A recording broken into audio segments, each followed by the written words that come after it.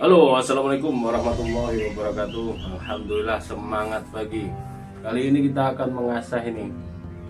Baru beli, tentunya netizen tahu, konsumen paham ini. Model beginian nih.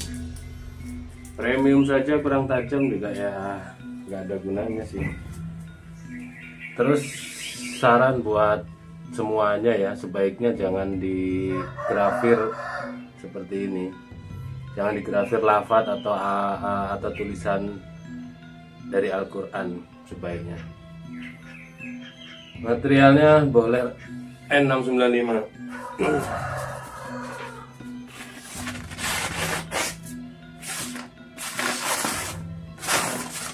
Ya, seperti ini. Kita asah. Bismillahirrahmanirrahim.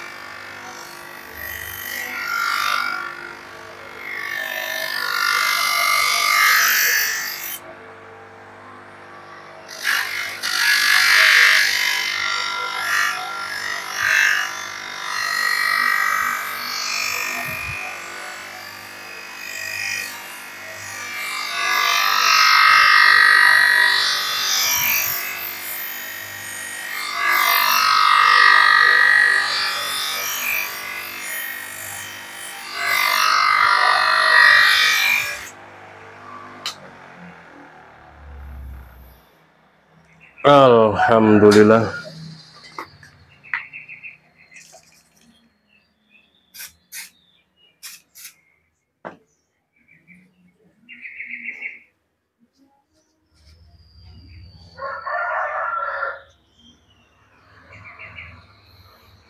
Untuk proses pengasahan sudah selesai.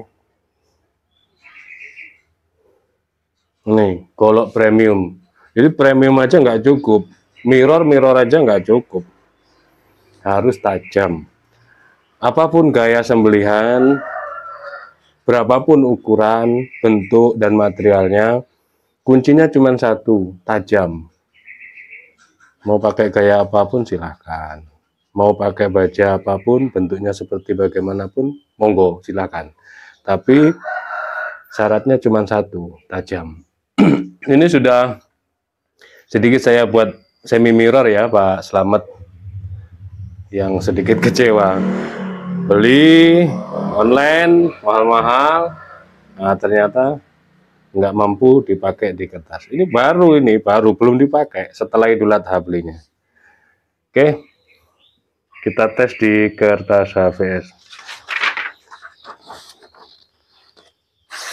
Wah, Masya Allah.